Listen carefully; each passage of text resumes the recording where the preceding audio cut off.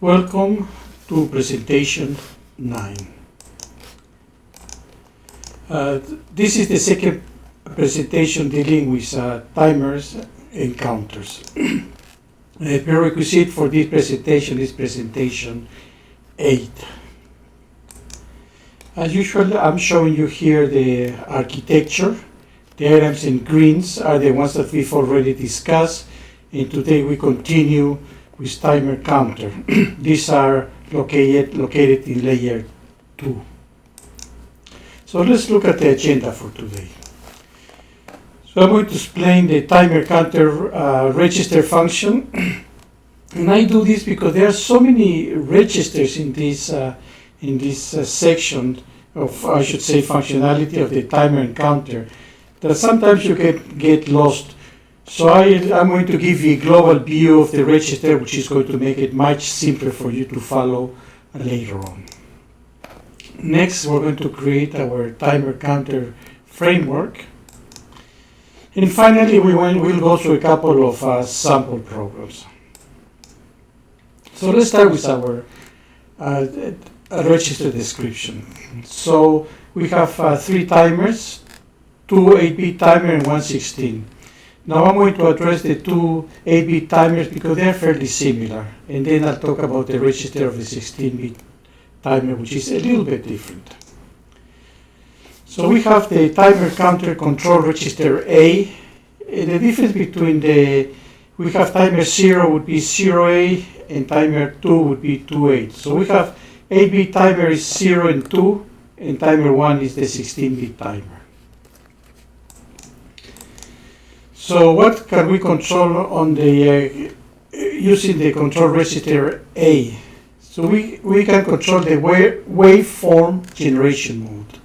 Now the modes, which I've already explained before, but I'll say again, is the normal mode. And basically what happens is the counter reaches the maximum value and it resets.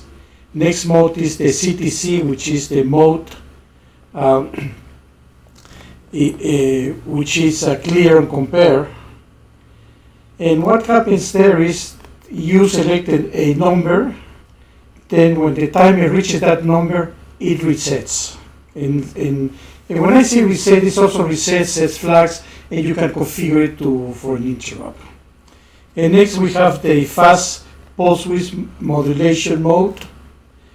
And finally we have the phase correct pulse width modulation, and we'll tackle all those items one by one. Next, we have the timer counter register B. In this register, we can control set the clock source and prescalers. We've talked about prescalers in the past presentation. Again, we can control the waveform generation mode. So the waveform generation mode is controlled by register A and register B, a combination of both. And then we have the force output compare. Now the force output compare is, in general terms, when you do a compare, you wait, you select a number, and then you wait for the timer to reach that number, and then when the things compare, then things happen. On the force output compare, in this case, you set a number and immediately the compare happens. You don't have to wait for the timer to reach. That's the way they use the word force. Now we have the timer counter 0, TC, NT0, and of course the TC, NT2. This holds the current value of the timer counter. So if you want to know what's the current value, then you look here. Or if you want to zero it, this is the register you have to zero to start counting again. Next, you have the output compare register 0A and 2A, which is just an compare. This is where you store the compare value when you're going to compare against the timer. And here, this is another second output compare. So basically you have 2 registers that you can use to compare to the current timer counter value. And when they match, then you do something or something happens like you can trigger an interrupt. Next we have the timer 0 and timer 2 interrupt mask registers. Now when you set those registers to 1, you can enable the timer overflow interrupt, then the output compare interrupt for the register A and for the register B. So if you want to trigger an interrupt, this is the place where you want to come to enable it. And finally, you have the timer overflow flags. Now, every time something gets overflow or something matches, there is going to be a flag set up. Always it gets set. So if you want to know if something happened, you can go and look at these flags to determine whether or not there was a match or an overflow, or whatever you need to do with you want to find out. You go and look at these flags. Now let's look at the 16-bit timer counter, which is fairly similar but has some additional items, or capabilities I should say. So we have the waveform generation, which is same as the 8-bit timer. We have the output compare match and the force output compare. Those are similar to what we had on the 8-bit timer. Then we have the control register B. So here we set again the prescaler, same as 8-bit waveform generation mode, which is set up between these two registers. And this is something new that only the 16-bit register has. Input capture, select, and noise canceller. So when a signal comes from the outside, you can capture the time it arrived. And we're going to do a sample program on this, of course, but this is only the 16-bit timer counter has. Now again, the TCNT1 holds the current value of the timer. Then we have the two registers that we can use to compare against the timer. Register 1A, register 1B. Then this is something that is not on the 8-bit register. This is only in 16. The capture value when an input capture event occurs. So when an input capture event, you get a signal from the outside and you know at what time, you want to know exactly when it happened, then you look at this register. Next we have our mask interrupt mask register. And you have, if you want to enable interrupt for the timer overflow, output compare match, output compare B, and in addition, the input capture. So when a signal comes in to your controller, microcontroller, you can set up, if you set this bit, then a interrupt will occur. So that's in addition, that's only on the 16-bit timer. And then we have our overflow flag. We have an overflow, output compare B, which is similar as what we had before. In the addition of the 16-bit timer is the input capture.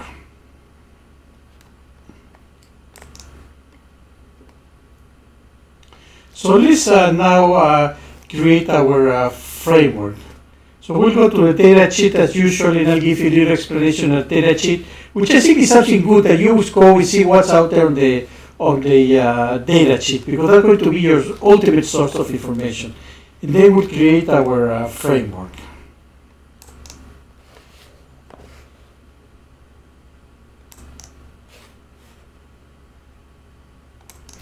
I always like to come back to the data sheet because it contains all the information we need to program the microcontroller. The document is organized by functionality. So let's head to the section 19, which has the timer 0 information, which is the 8-bit timer. And we can see that section 20, which is a section for timer 1, has the 16-bit timer counter information.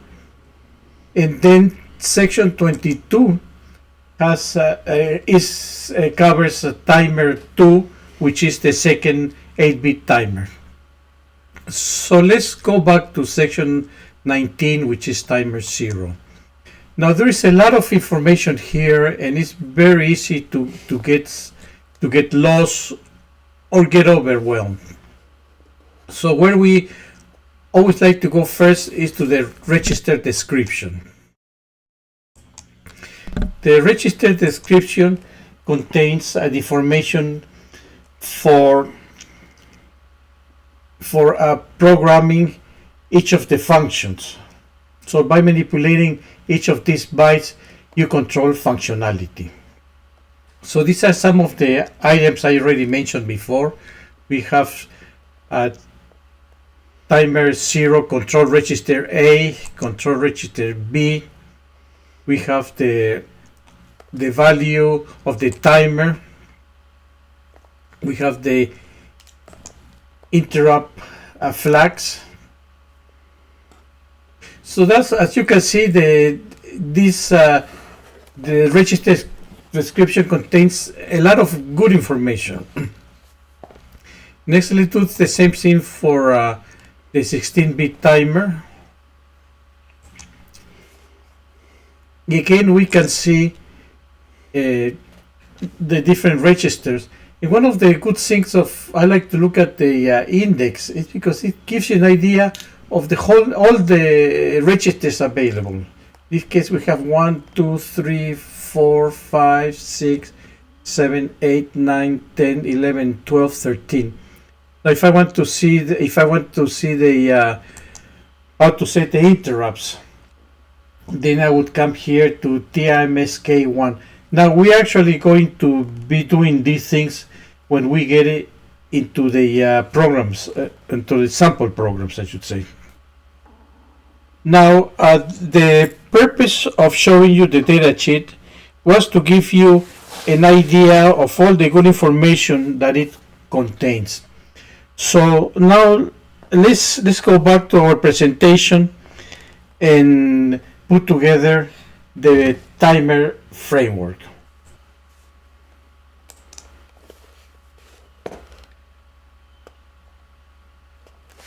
Okay, as usual,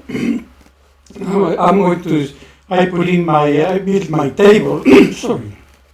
So we have the register name, the bit names, and then I add the code here. So we have the code, and I'm just going to go a little bit fast through this stuff because I think through my presentation to figure out how we do this. And the nice thing is that everything comes out of the you can do this automatically from the data sheet. So we start creating our code here, which is going to be eventually included. So you can see how we just go ahead and in the line code we start doing our defines. And the important thing about doing this table is that nothing gets left out. So we have the 8-bit timer. So I did for all the timer. Okay, the framework will be implemented as an include file, framework timer.h. The source code is generated by extracting the contents from the column code.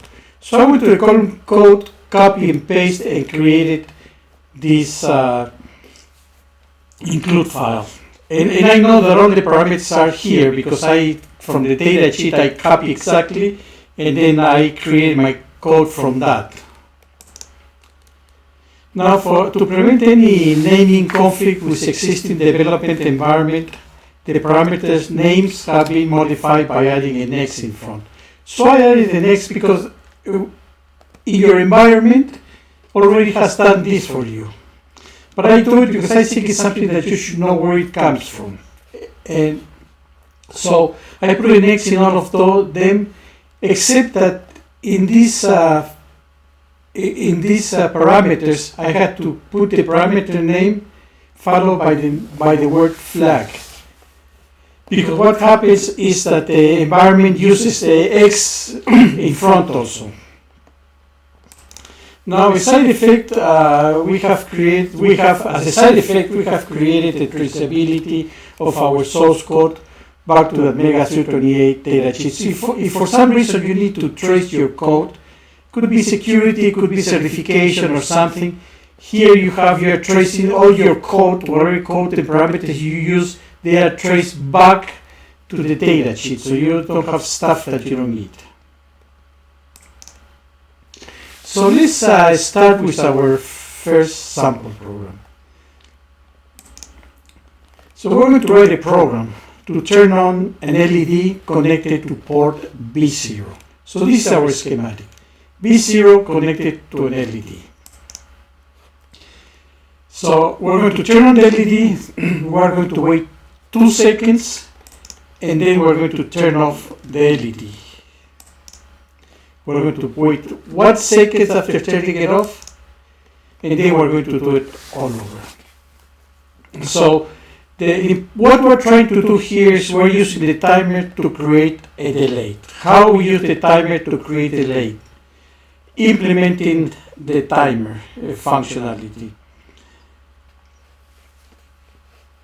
Now we're going to use the 16-bit timer resolution. We're going to use the CT mode.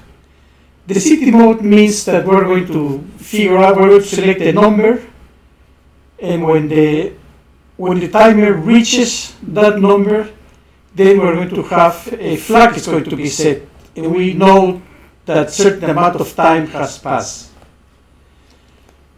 So we're selecting a prescaler of 256.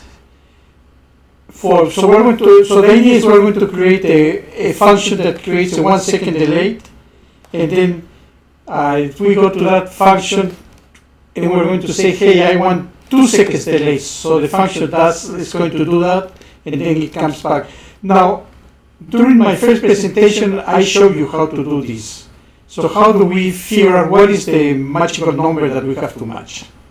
So we selected a prescaler of 256, and the matching number is going to be 16 million divided by 256, which is 62,500, which is going to be fine because the 16-bit timer can fit a number larger than 65,000. But the main thing here, the goal is to learn how to do delays. Because we are programming, we need sometimes a delay before we do something. And this gives us a good background on how to set up the clock.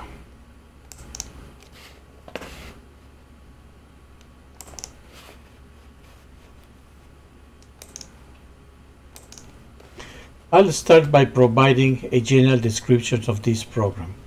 So we have 3 routines. One that is going to deal with the ports, the second one is going to deal with timer 1, and the third one is going to provide the delay.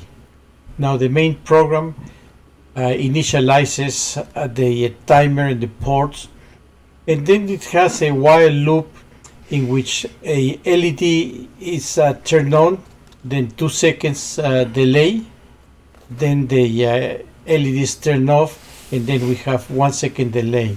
And this while does this forever. Let's get into the details. So we have one LED hooked up to this microcontroller. Therefore, we need to set up the port B0 to output. Next, we need to configure timer 1. Timer 1 is going to be configured to the CTC mode, which is the clear timer on compare. And to accomplish this, we have to figure out what's going to be the compare match number and the prescaler. Also, this timer 1 is going to provide a 1 second delay. We are not using interrupts. Therefore, when the 1 second delay is accomplished, a flag will be set up. Let's analyze the code. So these 2 lines set up the timer 1 to the CTC mode. Now we need to figure out how many ticks is going to take to provide the 1 second delay. So what we have is the microprocessor provide the clock from the microprocessor, I should say, provides 16 million ticks per second. So we'll have in 1 second the clock provides 16 million ticks. So now if I take the 16 million ticks and divide it by 65,536, which is the maximum value that we can store in the timer 1 register, we end up with a number of 245. Now based on this, we need to select which prescaler we want to use from the existing allow prescaler. So we need to use the one that is closer, which is a prescaler of 256. So now we do the same calculation again, but this time using the prescaler of 256. So what we would do is take the 16 million ticks divided by the prescaler, that which is 256, and subtract 1. We need to subtract 1 because we start counting from 0. So the number would be 62,499, which is the compare match, meaning that when the timer reaches this value, that means that 1 second has gone by and the timer would reset and set up the flag. So let's continue analyzing the code. These two lines here will set up the prescaler to be 256. And finally, we have to set the compare match value in this particular register, which is 62,499, which is the one we calculated. Okay, let's analyze the delay function. So we have an input which is would be this number of seconds. Now the way this works is as follows. First, we always set up the timer to be 0. So the timing starts from 0. Now we are going to wait here in this while loop until the flag gets set. The idea is here that we wait here when the compare match occurs, then the flag will be set up, and that means, so once we are out of this loop, that means that 1 second has passed. The next thing we do is we need to reset the flag. Now if I want to delay more than 1 second, that's why we have this loop here. And so we have from 0 to the number of seconds. Like if we have 2 seconds, then we come here and we wait with this while for 1 second. Then we reset everything. Then we go back again, set the timer to 0, and wait for another second. And that will give us our 2 seconds. So let's go to the main program and see what we need, how this gets implemented. So we initialize the timer 1. We initialize our ports, and then we have our while loop. So we turn on the LED. We call our delay function with the number 2, which means that this loop is going to happen twice. And we always, the while is what we have to wait for 1 second to pass. And after 2 seconds, then we turn off the LED. And finally, we wait for 1 second. And then we do this over and over. So the idea is that the LED is going to be coming on and off on, then waiting 2 seconds, then off for 1 second. So recapping, we initialize our ports, configure our timer to CTC mode, and the compare value for 1 second, and the correct scalar that we calculated. Then we have our delay function, which is basically the heart of our delay function. It's a while loop that we sit there till the flag gets set up, because the CTC mode on compare will set up the flag and then start over from 0. Then our main program initialize whatever needs to be initialized, and then we could get into the loop where we implement our delays.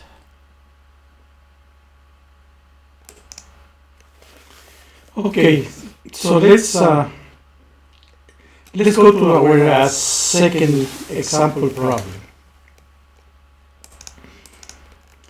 So we have here two LEDs hooked up to our ATMEGA 328 controller on port PV0 and port PV1. So we're going to blink two LEDs, one every second and the other every 4 seconds. We're going to use the CTC mode and interrupts.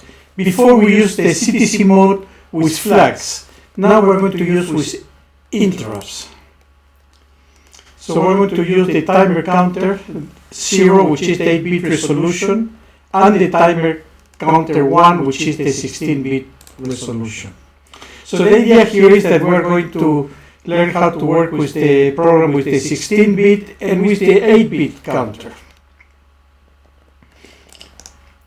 So let's start with the 16-bit timer, and let's calculate what's going to be our matching number. So we have 16 ticks per second. We need 4 seconds. That means 16 million times 4 seconds. That gives us 64 million ticks. Now we're going to use a scalar of 1024 because it's obvious that we need the largest scalar that we're allowed to use. And that's going to be, the count is going to be 62,500. So let's look at the 8-bit resolution clock. So we have, with 8-bit resolution, we're going to use for the 1 second delay. So we have in 1 second, we're going to need 16 million ticks. So after 16 million ticks that come by on the 8-bit resolution clock, timer counter I should say, then 1 second has elapsed. So we'll use the largest prescaler we can, which is the 1024, and that would give us a value that 15,625. So when this value is reached, that means that 1 second has elapsed in the 8-bit clock. Now, the 8-bit resolution register can only hold 255. So what we need to do is we need to figure out how many times we have to loop to reach this 15,625.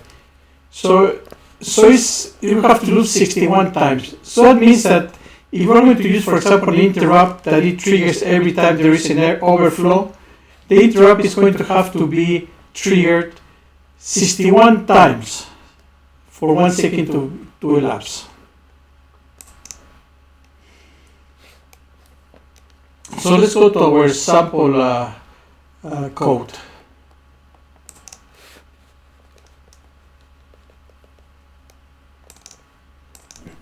Let me start by giving you a global description of these programs.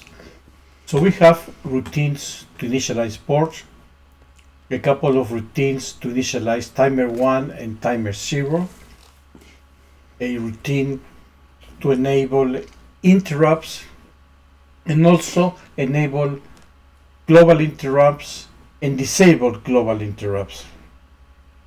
Then in the main program, what we're going to be doing is initialize whatever needs to be initialized.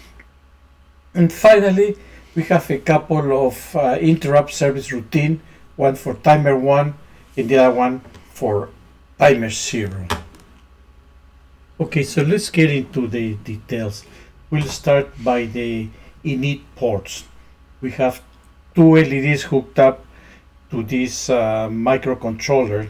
Therefore, we're going to have to set up two pins to output so we can turn on and off those LEDs. Next, we're going to configure the timer 1. This is our 16-bit resolution timer. This timer is going to be configured to CTC mode, which is clear timer and compare. So we need to calculate the compare value, and also we need to calculate the prescaler. So let's see how we do those things.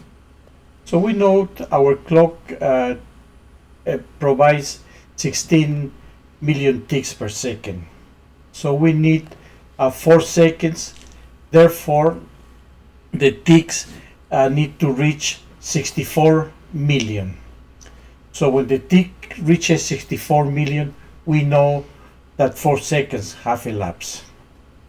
Next, we'll use our prescaler that has to be the value 1024 to figure out what is the number that we need to use for the matching. So we take 64 million divided by 1024 minus 1. That gives us 62,499. So that's the count we need to put in. So when the clock reaches this count, then what we have is the timer gets clear and the interrupt will be set. So these two lines of codes, what they do is they set the prescaler to 1024.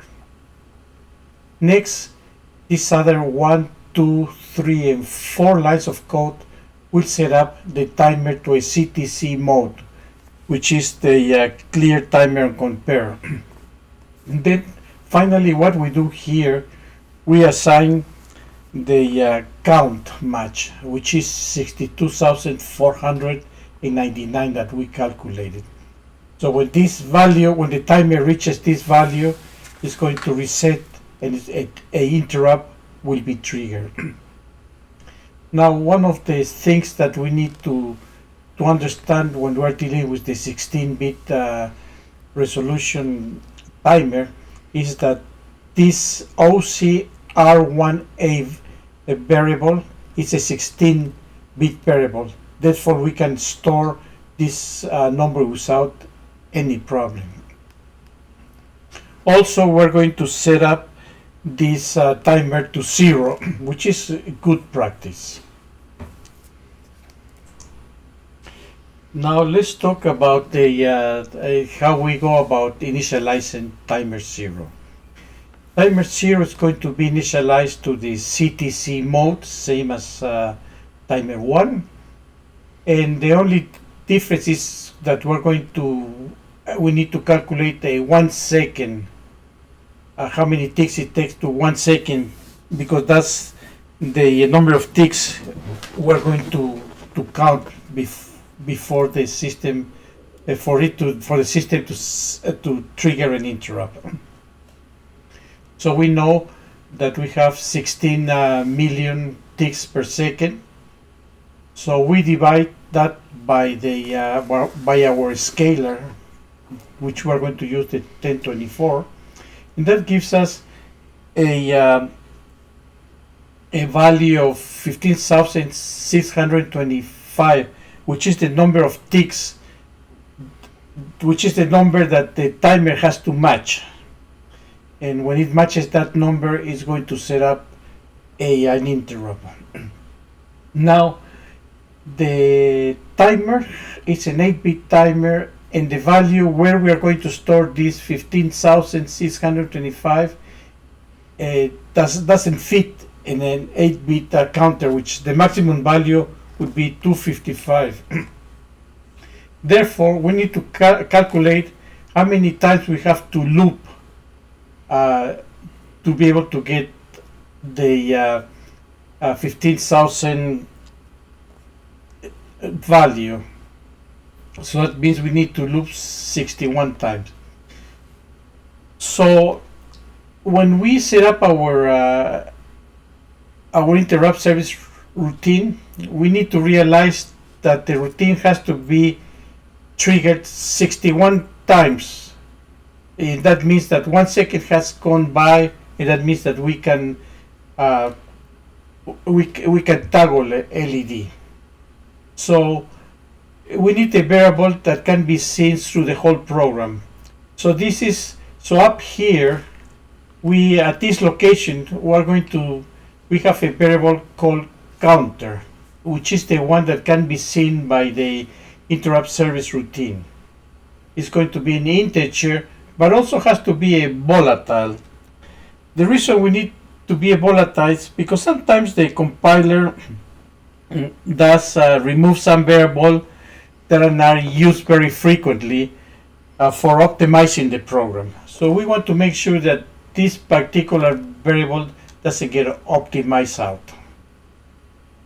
So let's look at our code. So here, this 1 and 2 lines of code will set up the prescaler to 1024. Then the next 3 lines, what they do is they set up the timer 0 to clear timer on compare. And finally, the value that we put in on the compare is going to be the maximum value, which is FF. And we know that this value has to be reached 61 times, which is equivalent to 1 second. And then we set up our counter to 0 because that's a good practice. So now let's talk about our init interrupt. The timers need to enable the interrupt for the timers. If we don't enable the interrupt, then only a flag gets set up. But if you want a flag to set up and also an interrupt, then we need to enable the interrupt for that timer. So the TIMS K1,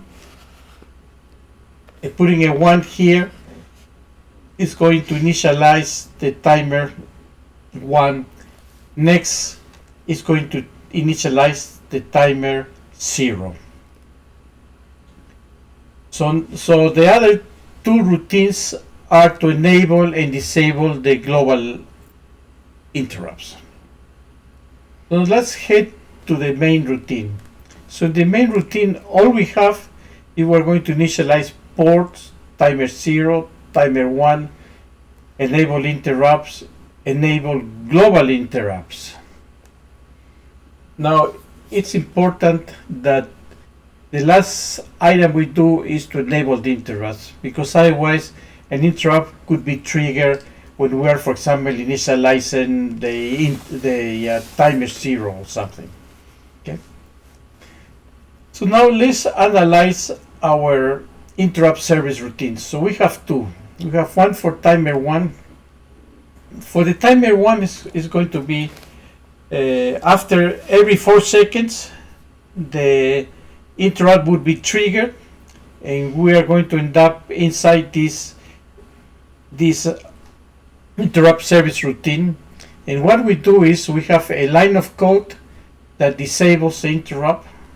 Then we're going to toggle our LED, set up our timer to 0, and then enable our interrupts.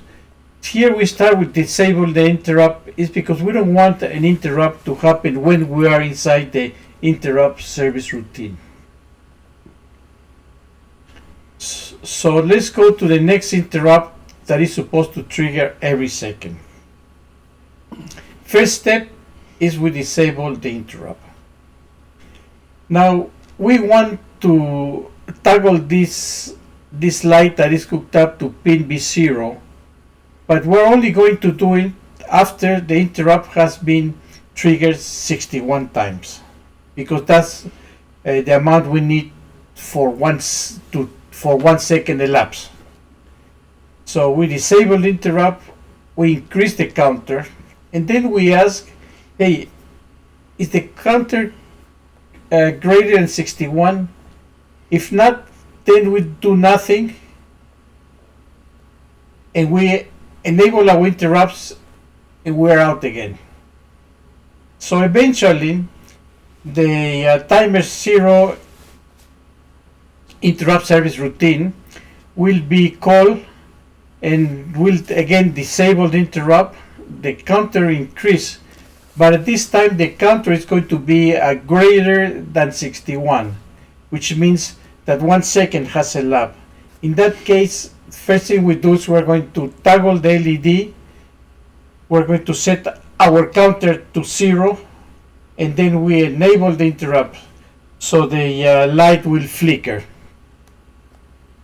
So this is a general explanation of what this program does. Basically, it sets up 2 timers to trigger with interrupts, one at 4 seconds, one at 1 second. And the only function of the main program is to initialize whatever timers, interrupts need to be initialized, and to enable all interrupts so things can get started.